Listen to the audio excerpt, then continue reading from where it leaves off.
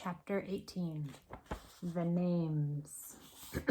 Miss Trunchbull, Matilda cried, jumping about a foot in the air. You mean she is your aunt? She brought you up?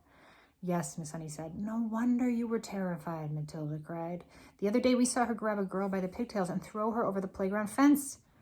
You haven't seen anything, Miss Honey said. After my father died when I was 5.5, she used to make me bath myself all alone. And if she came up and thought I hadn't washed properly, she would push my head under the water and hold it there. But don't get me started on what she used to do. That won't help us at all. I want to just put in here this message, which is that this is cruelty. This is abusive. This is not okay. So thank goodness that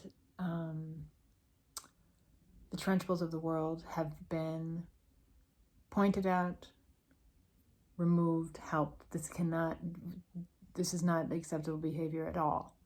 And if you ever have a friend who confides in you about this, please tell them that no one deserves to be treated this way and that they need to seek help from an adult immediately and help them, okay? Because this is not...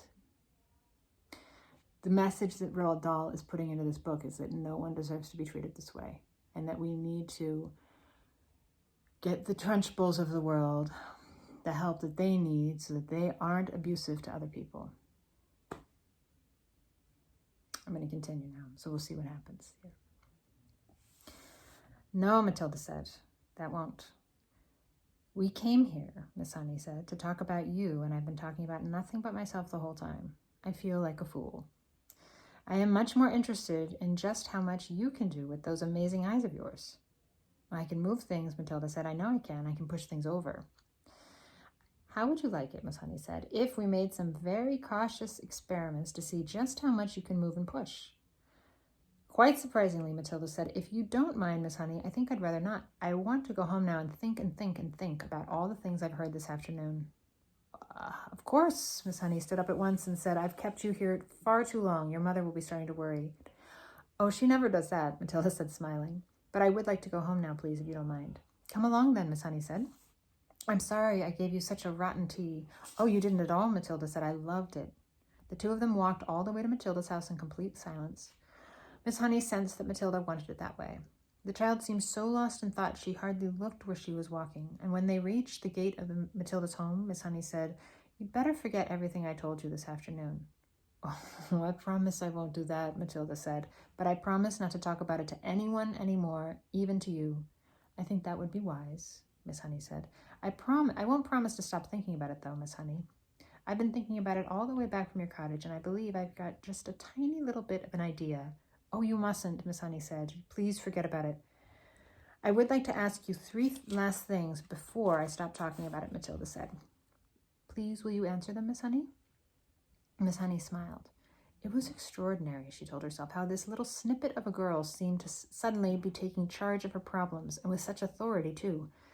Well, she said, that depends on what the questions are. The first thing is, Matilda said, what did Miss Trunchbull call your father when they were around the house at home? Here they are, at Matilda's gate. I'm pretty sure she called him Magnus, Miss Honey said. That was his first name. And what did your father call Miss Trunchbull? Well, her name is Agatha, Miss Honey said. That's what he would have called her. And lastly, Matilda said, what did your father and Miss Trunchbull call you around the house? They called me Jenny, Miss Honey said. Matilda pondered these answers very carefully. Let me make sure I've got them right. In the house at home, your father was Magnus, Miss Trunchbull was Agatha, and you were Jenny. Am I right? That is correct, Miss Honey said. Thank you, Matilda said. And now I won't mention the subject any more. Miss Honey wondered what on earth was going on in the mind of this child. Don't do anything silly, she said. Matilda laughed and turned away and ran up the path to her front door, calling out as she went, Goodbye, Miss Honey, and thank you so much for the tea.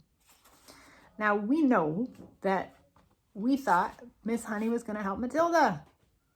But now it looks like Matilda is going to help Miss Honey. Is she going to use her special powers? Is she going to use her brain power? Is it going to be a combination? Matilda is such an activist in this book. She's going to make things right. She's not just going to sit by and say somebody else's problem. So there are some very good lessons we can learn from Matilda. Let's talk more about them when we return with chapter 19.